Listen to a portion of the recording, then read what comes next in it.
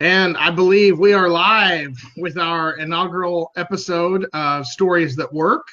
I am your host, Deacon Adam Lowell Roberts, and I'm excited for probably too many reasons today. I'll try to keep that list short about why I'm excited. Um, this is the inaugural episode, and I didn't give myself this title, but I've been told by several people that I'm kind of like a maven. I love finding valuable things, collecting them, and sharing it with others, like letting it freely pass along. And so when I met Father Matthew Howell, it's almost been 4 years ago, we stayed up like our first day. I think we stayed up till like 1 a.m. sharing ideas back and forth. So I'm just so excited that you're on here for the first episode because we've shared a lot of stories that work. Yes, yes, and many have been implemented or attempted at my church too. Yeah, yeah. So today's topic is going to be on Christian education and Sunday school. I shared some demographics in an earlier email, but if you could update this, because my information was old as of when I visited back in 2015. So do you mind sharing an updated demographic of the children, the age, and why does it matter that you're sharing your stories about Christian ed and Sunday school? Yeah, your demographics were actually pretty close. So we have 144 members in the parish, and we have about 77 that are under the age of 18. And out of that group, we had 40 who participated in Christian education this past semester. So in every church, you always have the people who are members who might show up only occasionally, and so their children are less likely to participate. But if you walk into our church, about half the church is under the age of 18, and even more than that, roughly about 60 are under the age of 13. So we have a large group of children, and we're doing our best to take care of them and educate them in the church. Yeah, and I want to point out what's different about that is, I mean, there are definitely going to be churches, Orthodox churches, with more children. What I think is unique is the percentage of your membership being 18 or younger. That's a little abnormal, and so that's why it takes on a different presence in your parish versus a parish of, say, 500 with 100 kids. Sure. You know, it's a big difference. So I also want to point out before moving further, I was blessed with a wonderful cough a couple of days ago that has a mind of its own. And when it decides I need to cough, I cough. So I apologize. I've got water here. I've got a cough drop, doing everything I can. And I'm talkative, which provokes the cough. Hopefully, Father Matthew will be doing most of the talking. So I do have some notes. We reviewed this so that we could, kind of stay on topic and keep things going. And the reason we want to keep things concise, several reasons. One, there's a lot of content out there. So I want you to know that these shows are going to be fast hitting, a lot of content delivered quickly each week. A lot of the clergy that we have on are bivocational, so they're having to take time out of their day to share something that they're doing, and so we want to be respectful of that. I want to respect your time if you're taking time off of whatever important activity you're doing. So just you're aware of that's kind of the model moving forward, is this is kind of a fast-paced interview style that's then available to go back and watch and dissect later. And then you can also say, hey, Kenny Scott has said, hey, here, ask questions in the comment section, and we will try to get to those. But I think maybe we should start with what did things, you showed up, you're the pastor of St. Herman's in Wasilla, Alaska, which is just not too far from Anchorage, if people want a reference, if they don't know where Wasilla is. And you showed up in 2013, and what did things look like with Christian ed when you showed up? They were already underway. I showed up in September, so they had started that semester, and the program for the 3 to 9-year-olds is Catechesis of the Good Shepherd. Probably that's going to be another episode for you sometime down the road. It's its own thing, but it's a Montessori-based program. It's very interactive with the kids, and requires a huge commitment. So they were about 2 years or so into that program, trying to make it work. When I was assigned, they were doing that program Sunday mornings at 9 a.m. during Orthros. And so that's how it was through the fall and the spring semesters that year. And the attendance was not what everybody wanted it to be. I was told before I got there, they tried doing Christian Ed on Saturday morning at 9 or 10 a.m. and that wasn't well attended either.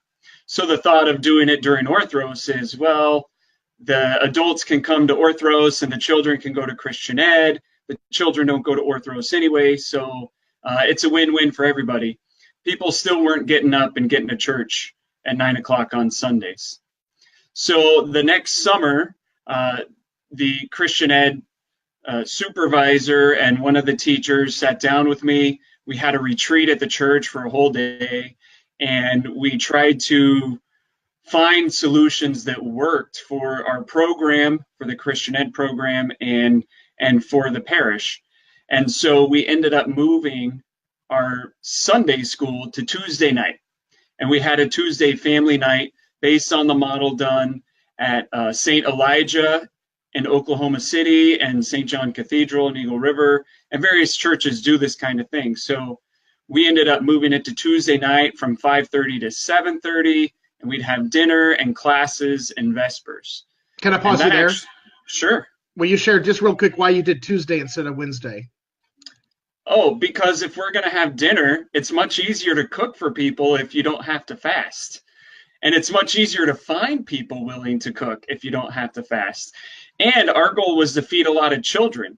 So what did we feed them? Pizza, macaroni and cheese, tacos, spaghetti, right? Things that are much easier if you don't have to worry about the church's fasting restrictions. So what we found was when we moved it to Tuesday night, we actually had a huge jump in attendance. The consistent participation of the attending students went up. The parents were showing up more. And we ended up offering classes for people from ages 3 to 99. We had an adult class, we had a teenager, the teen soil would meet, the preteens would meet and do a Bible study, and then our Catechesis of the Good Shepherd program would meet for ages 3 to 9. So that was actually pretty successful. Now, the challenge in coming back in the middle of the week is that people have to find time to come back in the middle of the week. So what ended up happening was three out of 4 of our main teachers were driving more than 30 minutes to come back on Tuesday nights. And while their commitment was very much appreciated, it became a very difficult thing to do over and over and over again for 12 weeks at a time, going through the fall and then in the spring. And of course, in Alaska, the weather is always a factor, right?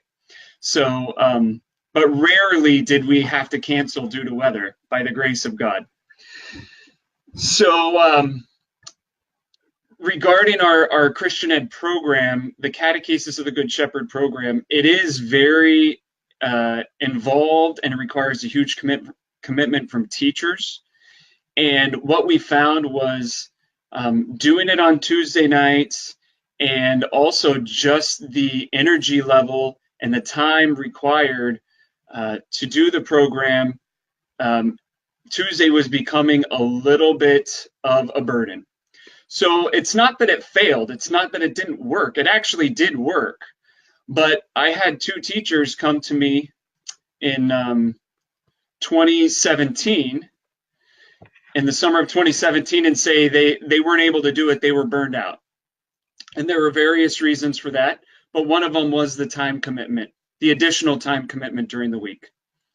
So we actually took a break from Christian Ed for the year. I asked people to consider getting trained and to step up. We had asked some parents previously if they would be involved and get trained, and they were reluctant at that point. So we took a break. I encourage families to do Christian Ed at home where it's supposed to be done. Have family night instead of at the church. Have family night at home, and that's actually how the booklet from the Department of Missions evolved. The family night booklet. I'm sure there's a link on the Facebook page for that, right? Yeah, somewhere. There's a link at our website, missionsandevangelism.com. If you go to the main website, scroll down, you'll see one of the top featured stories is the Family Night Edition. It's in a PDF format. It's free to download and distribute. That's one of the main things we wanted to make it available. It's short, so it's easy to print off and for families to use. And so I hope people are taking care of that. And we tested that for about a year, and we got a lot of feedback at the Clergy Symposium before we rolled it out. So a lot of work went into that Family Night Edition. Before we move forward on that, can we circle back to when you were doing your version of Family Night on Tuesday nights? Were you having any other type of Christian Ed on Sunday mornings? No. Okay. Sunday mornings were free. So one thing that the Christian Ed teachers expressed was that doing Sunday school, Christian Ed, on Sunday morning during Orthros really made it difficult for them to worship during liturgy. They were, even though the class was over, all their attention on Sunday morning was geared towards Sunday school. So the class would come in right at the beginning of liturgy, but they were still like decompressing from teaching. Does that make sense? Yeah, I've never thought about it from this perspective, but I guess maybe I've kind of taken it as a luxury that from Vespers on, I'm able to just kind of focus myself on preparing for the services the next morning. But a Sunday school teacher is probably preoccupied with how's that class going to go and not able to really, maybe some can, I couldn't do it, but we do have some amazing Sunday school teachers, but they are having to compartmentalize a little bit in preparing for that Sunday school lesson and not giving all of themselves to preparing for the Eucharist. So that's an interesting point that you make. And even if somebody comes in, let's say the average parishioner comes in, and we'll give them the benefit of the doubt, 15 minutes before liturgy at the end of Orthros, that's a time of like quiet, prayerful preparation for the liturgy, right? Just in and of itself. So they were missing that. And so one of the teachers, when we moved it to Tuesday night, she said, my Sundays are free. It feels so in a church on Sunday. Okay, so that was a really interesting point that I hadn't thought about it from the teacher's perspective until we had actually moved to Tuesday night. So we did it on Tuesday nights for 3 years. And like I said, that was pretty successful as far as getting more people involved and coming regularly.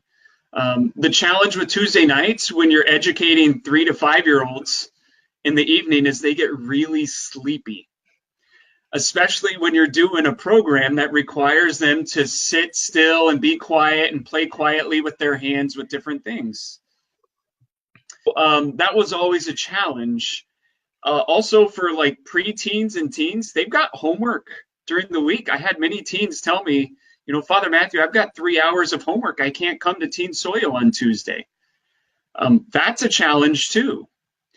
So like I said, we had a couple of teachers who were burned out and needed a break. They needed to take some time off and recharge, and we needed to refocus. So during that year, we brainstormed some more, and we settled on moving the Christian Ed back to Sunday, except we now do it Sunday after liturgy. So we have liturgy, we have the full dismissal, we have announcements, and then the students and the teachers are the first ones to be dismissed and to kiss the cross. They immediately go over to the hall, someone blesses the food, and they start eating.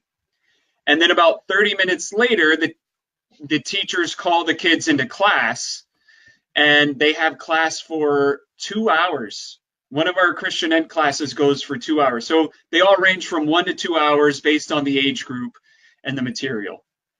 But our 7 and 9-year-olds go for 2 hours on Sunday afternoon. And I was a bit skeptical at first. I didn't think it would work. And there are 8 kids who attended almost every single week.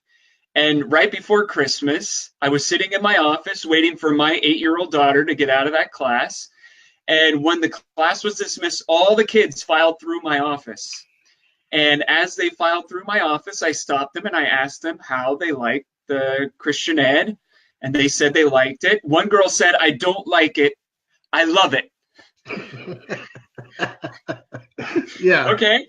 And I asked how they liked the 2 hours, and they all said they really enjoy it. And they said it doesn't feel like 2 hours. It doesn't feel very long. And the teachers really enjoy that too. And the way the Catechesis of the Good Shepherd program is supposed to work, it's supposed to be an hour and a half to 2 hours. So it seemed to work for everybody. It was really hard on the parents.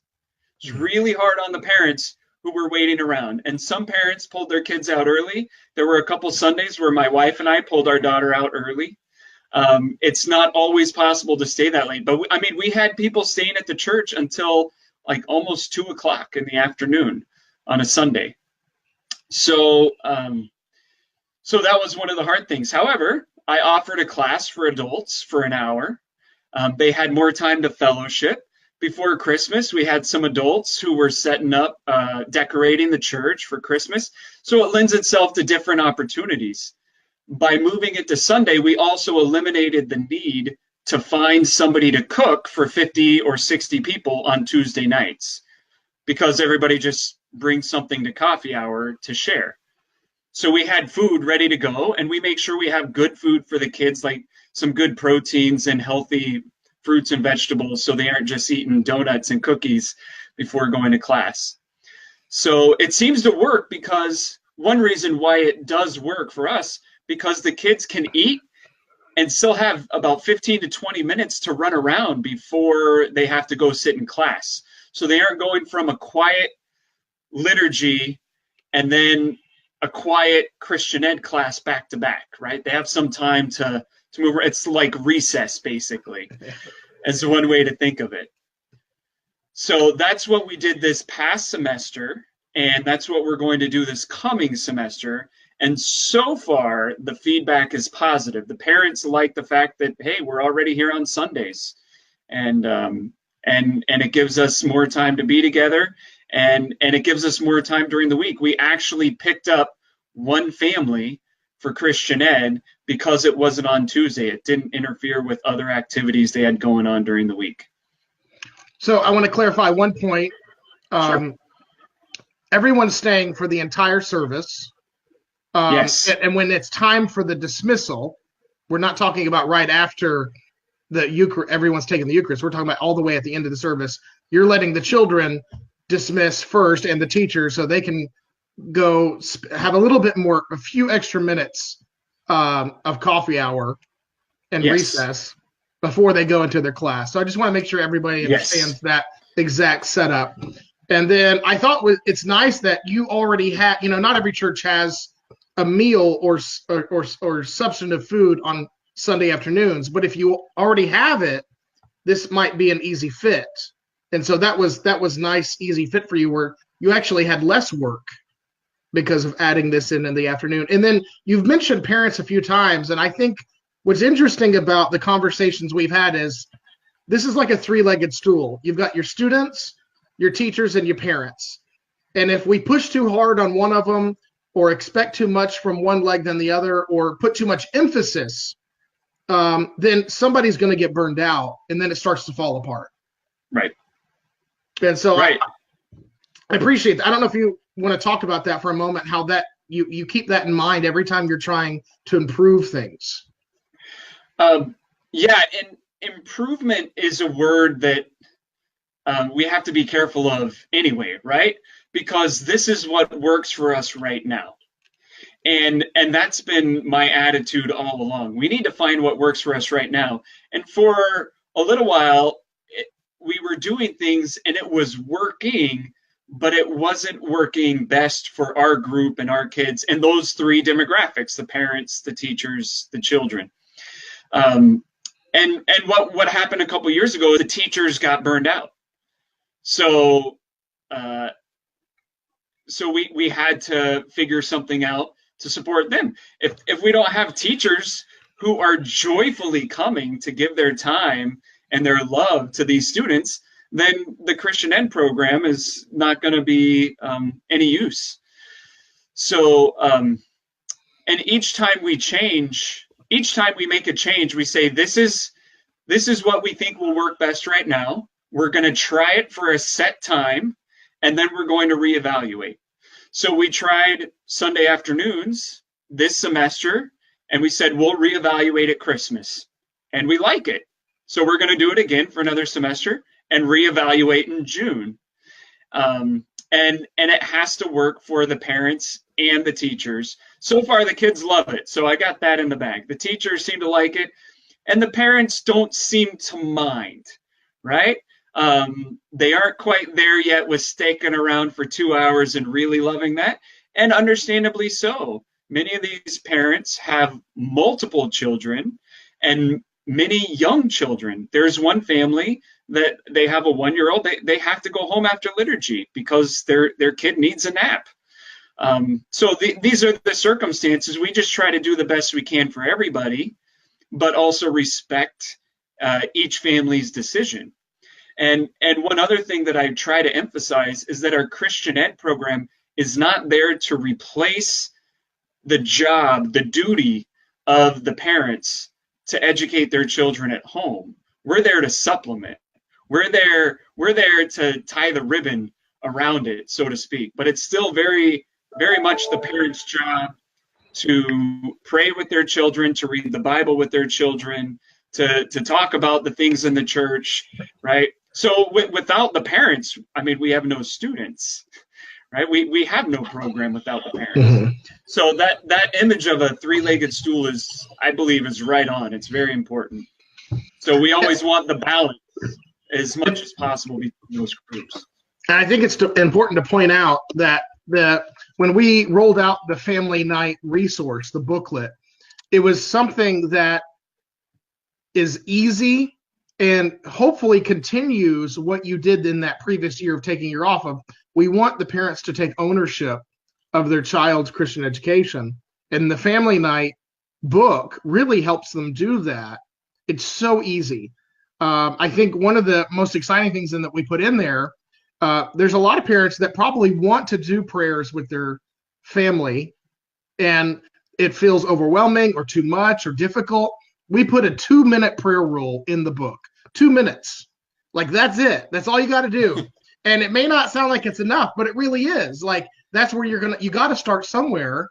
And the Orthodox Church has been really good at telling people, you got to start small, start with baby steps. When a convert comes into the church, we've seen them try to do everything all at once, and they crash and burn. And then a very wise priest will come along and say, let's do some baby steps and work your way up. And this is true of everything, whether you're exercising, losing weight, trying to read more, you do it in baby steps incrementally. Right. So, so Family Night does that. Family Night is an introduction to this idea of parents spending more time with their kids 1 night a week, making it easy, making it fun. We've done it several times with my family. You've done it a lot with your family. Mine's kind of hit or miss. We haven't been good at keeping a schedule, but it has increased our prayers, increased our activities, a little less screen time, which I know most of us could benefit from, and a little more interaction. So I'm thankful. I'm really thankful to Father Matthew. I don't know how to say that, because I've seen the blessings firsthand of you willing to always say it's working now, but we always got to make sure that we're moving in the right direction. And that Family Night resource that came from the idea of you taking that year off is really, really such a blessing to all of us. So that's about all the questions I have. Is there anything that we missed or that you want to mention before we see if there's any questions? I'd just like to say something about curriculum. So my church, like I said, for the 3 to 9-year-olds, we do Catechesis of the Good Shepherd. And that's our program for right now, while we have the teachers who are willing to teach it and are trained to teach it, and we have the parents and students who are willing to come to it. And And my opinion is, if it needs to change in the future, then we'll change it. But the demographics and the needs will necessitate that. So really, overall, I think it's important with Christian Ed that the program serve the parish rather than the parish serving the program, right? So just as a kind of an encouragement to priests, to Sunday school teachers, to Christian Ed directors, find what works for you and be willing to change it and adapt it for your parish. And just because a program says you have to do it this way, well, like, do what works best for you. And having that attitude at our parish has relieved a lot of stress, especially on the part of the teachers. We modify the schedule and we use the curriculum as best as we can. And we don't feel beholden to the program just because some third party somewhere else across the country tells us this is how we should do it. We really do try to factor in who we are serving and what their needs are. So I think that's really one important thing to think about when you have a group of people making these decisions. Is it's hard. It's a hard thing. And we feel a lot of pressure. We don't want to mess this up. Christian Ed is one of the most important things in the church, right? We worship, we educate, and we serve. And we want to teach our children. We want to catechize our children properly. But it's a difficult thing, and we have to keep in mind who we are catechizing. Because not every kid's going to learn the same way. Not every kid's going to be able to sit in class the same way. So with that in mind, I'd be happy to open it up to questions. I think that covers everything that I had in my notes that we were planning on talking about. It does. And for a quick review, for those of you that maybe come in late, we talked through the last, I would say, 6 years of Father Matthew Howell's ministry at St. Herman's in Wasilla, Alaska. When he showed up, they were doing Sunday school in the mornings during Orthros, and it was stressful and difficult. And then he sat down with the teachers, and they agreed to move everything to Tuesday night. And so for several years, they didn't have any kind of Christian education on Sunday morning. Everything was Tuesday night. That went really well for several years, and that worked. And then eventually they got to a point where that started to create its own burnout, and they needed to take a year off. And they took a year off, evaluated, and during that year off, encouraged families to do more at home with their family, take family night home instead of doing it at the church. And now we're at Sunday afternoons, and that seems to be going well. And I think one of the things that you mentioned, maybe more than anything, the most valuable thing that you've done is on a regular basis doing an evaluation. I think that's the one resource that every church could take advantage of, is at the end of every semester, sit down and do an evaluation of what's working and what's not working. And don't assume that everything's fine because nobody complained. Some people don't want to be a problem until you ask them, and they can have some really valuable insight once you ask them, but they're not going to volunteer it. Sure. Well, I mean, one challenge that we had on Tuesday nights was, what did we do during Lent? We tried moving it to Wednesday nights before pre-sanctified liturgy, and that created its own stress. And again, these different ideas, they work to some degree.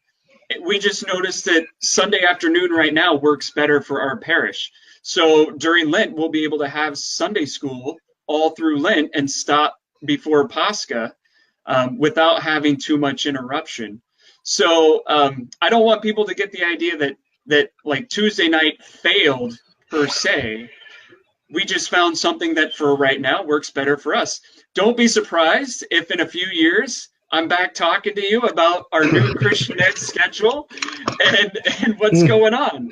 So I hope you will. I hope that happens. I really hope it happens, because this is something that we have to continue to give energy to. So I hope that this works for a while and that we can stay with this. But most importantly, I hope that this is the balance that we've been seeking for long term. Mm-hmm. Well, that wraps up our show. I don't see any questions But if you want to get a hold of Father Matthew and ask him a question some other way, you can easily find his parish at antiochian.org. He is the pastor of St. Herman's in Wasilla, Alaska. So you just look that up in the parish directory at antiochian.org, and you can get a hold of Father Matthew if you have a question for him. To let you know what's coming next week, we'll be speaking with actually Father Matthew, your dean, Father Michael Habib. Yeah. And very excited about next week's episode as well, because Father Michael Habib is going to be sharing some alternatives to health insurance issues for clergy. And this is an ongoing problem for clergy, is figuring out health insurance, not only for themselves, but for the entire family. And Father Matthew has taken, Father Michael Habib has taken a different approach. And I signed up for that approach a year ago, and I'm never looking back. I mean, it's just been such a blessing. So we'll be talking about clergy health insurance next Thursday. And until then, I'm Deacon Adam, and I think we just heard a story that works. Thank you so much. Thank you.